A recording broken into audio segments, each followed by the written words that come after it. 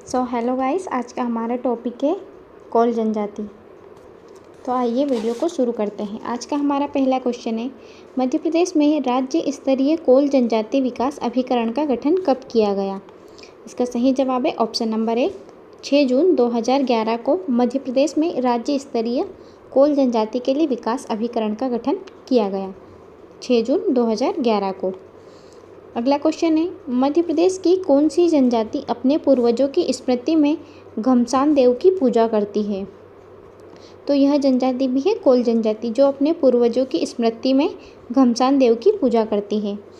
Question number है 3, मध्य प्रदेश में कोल जनजाति के सर्वप्रसिद्ध लोक नृत्य कौन सा है? मध्य प्रदेश में सबसे ज़्यादा कोल जनजाति में सर्वप्रसिद्ध लोक नृत्य है कोल और दहका नृत्य। नंबर 4, मध्य प्रदेश की विशेष पिछड़ी जनजाति कौन सी नहीं है?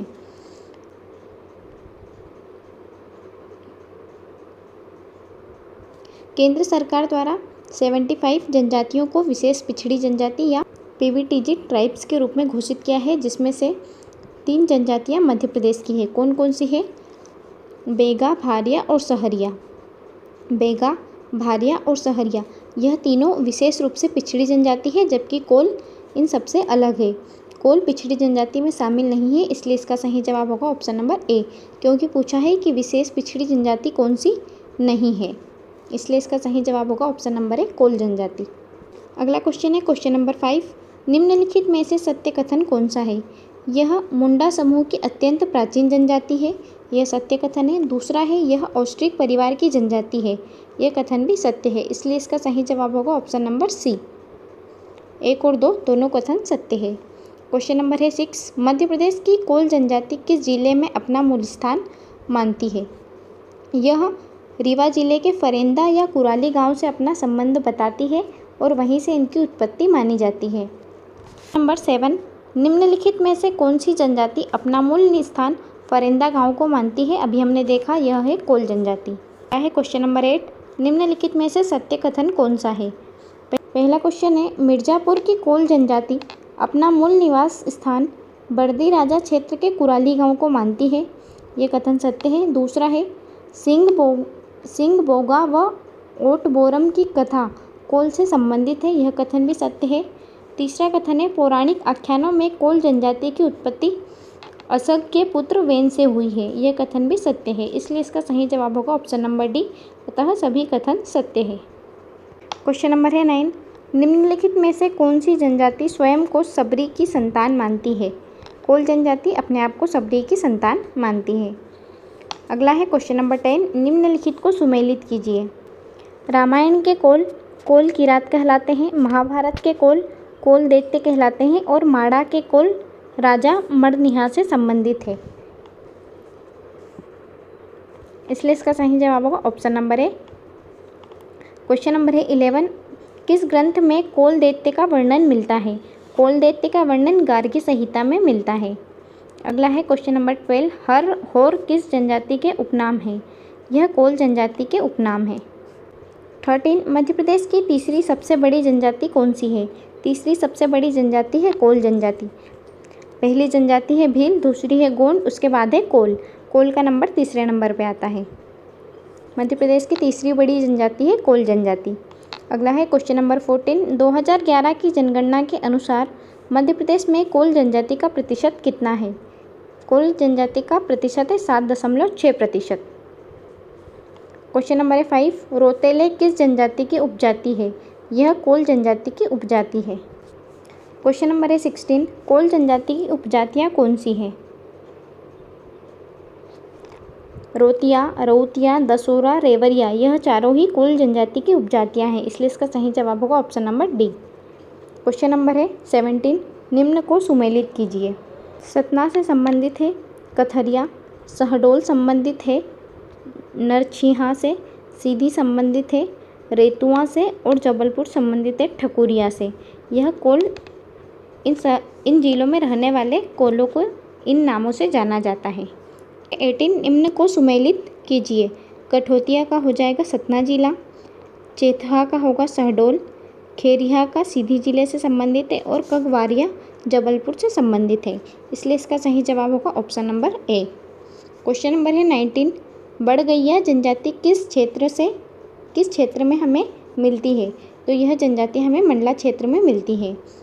अगला है क्वेश्चन नंबर 20, निम्न को सुमेलित कीजिए। कथरिया क्या है? यह एक प्रकार की कथरी बिछाने का वस्त्र होता है। मुंडिया, यह सिर टोटम या भूरा कद्दू को मुंडिया कहा जाता है। फिर है करपटिया एक प्रकार की घास होती है। और कपाट किवाड़ को या गेट को कहा जाता है, इसलिए इसका सही जवाब होगा ऑप्शन नंबर ए। 21, निम्न में से असत्य कथन कौन सा है? पहला है कोल जनजाति में पुरुषों की प्रधानता होती है, यह कथन सत्य है। दूसरा है कोल जनजाति में केवल एकल परिवार होते हैं, यह कथन असत्य है। तीसरा कथन है कोल अपनी जातीय पंचायत और सदस्यों के प्रति पूर्ण आस्था और सम्मान रखते हैं, यह भी सत्य कथन है। क्योंकि यहाँ पर असत्य कथन पूछा है, इसलिए इसका सही जवाब होगा ऑप्शन नंबर बी, केवल 2 कथन या दूसरे नंबर का कथन असत्य है। क्वेश्चन नंबर है 22, किस जनजाति में मुखिया को गोटिया कहा जाता है? कोल जनजाति में। 23, कोल जनजाति के मुखिया के संबंध में सत्य कथन पर विचार करिए।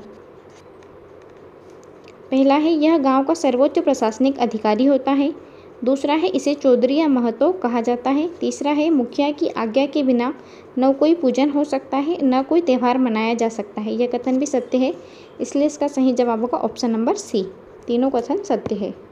क्वेश्चन नंबर है 24, कोलों के धार्मिक नेता कौन से हैं? बरुआ, यह कोलों के धार्मिक नेता माने जाते हैं। दूसरा है भुईहार, तो यह ओझा या पंडो कहा जाता है, इसे देवार भी कहा जाता है, यह तंत्र मंत्र का कार्य करता है। तीसरा है नेउतिया, यह निमंत्रण का कार्य करता है, इसका सही जवाब होगा ऑप्शन नंबर सी, 1 और 2। बरुआ और भुईहार को कोलों में धार्मिक नेता माना गया है, जबकि नेउतिया का कार्य होता है निमंत्रण देने का।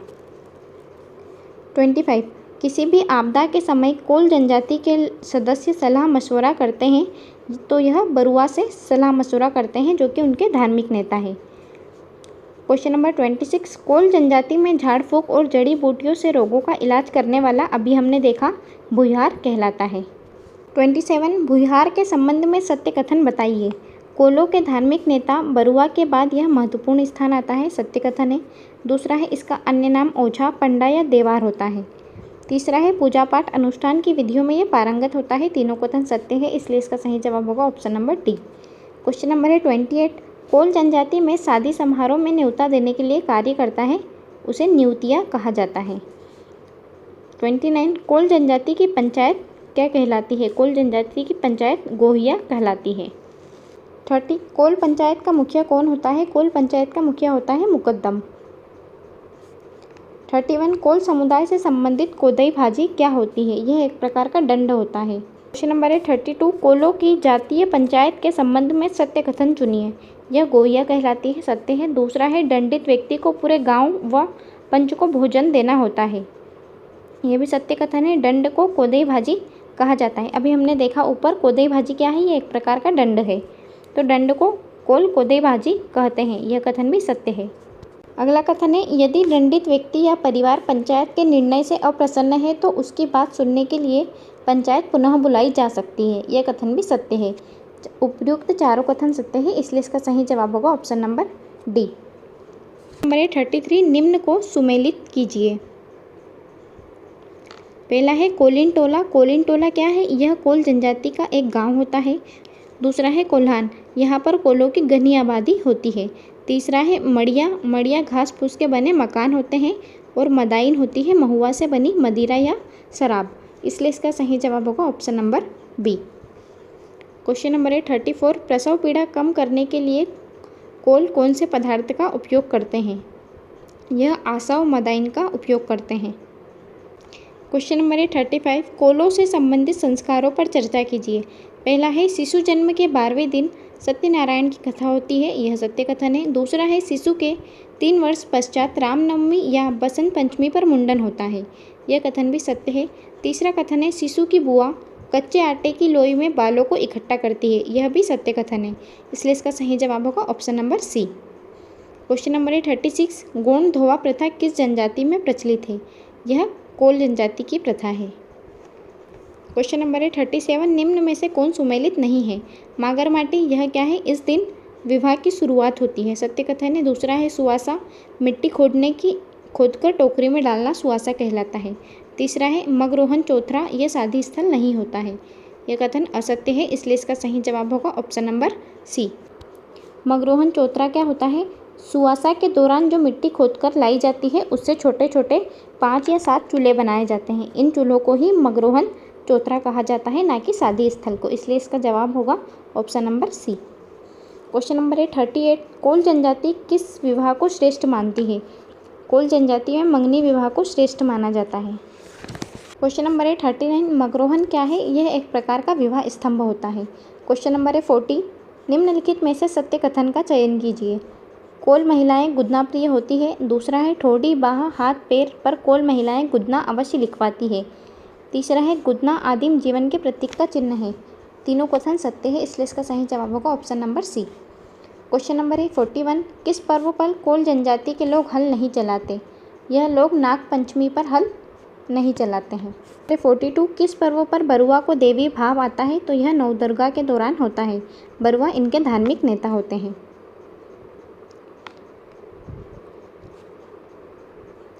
क्वेश्चन नंबर है 43, होली पूर्णिमा के दिन होली में आग कौन लगाता है? इस दौरान भूइहार, जो कि पंडो या देवार कहलाता है, यह होली के दिन होली में आग लगाता है। 44, परगट देवता किस जनजाति से संबंधित है? यह कोल जनजाति से संबंधित है।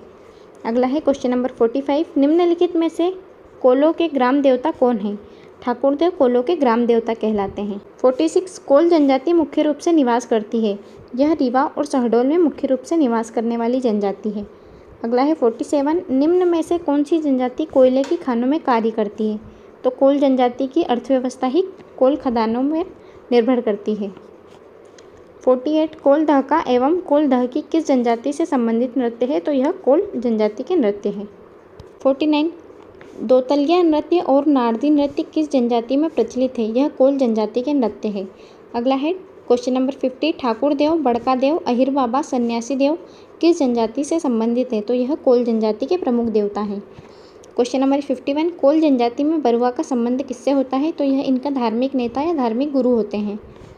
42, कोल जनजाति में सजनई क्या होता है? यह एक प्रकार के सजनई और फगनई एक प्रकार के गीत होते हैं जो कि होली के अवसर पर गाए जाते हैं।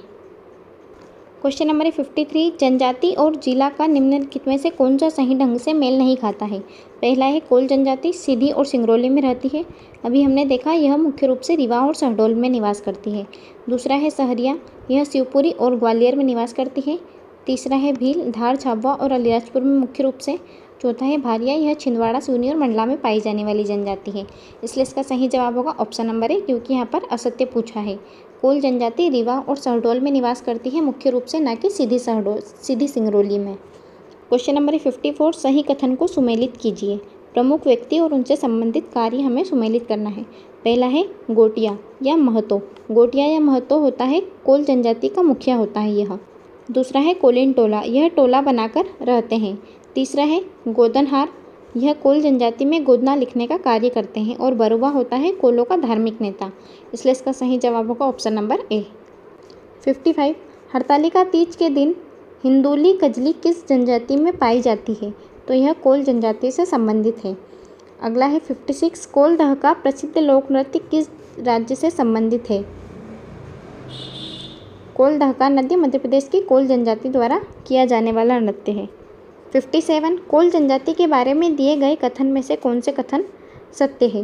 पहला है कोल जनजाति का मूल निवास रीवा के बर्दी राजा क्षेत्र से माना जाता है, सत्य कथन है। दूसरा है कोल मध्य प्रदेश की तीसरी बड़ी जनजाति है जिसका लगभग 22 उपशाखाएं हैं, यह भी सत्य है, इसलिए इसका सही जवाब होगा ऑप्शन नंबर सी।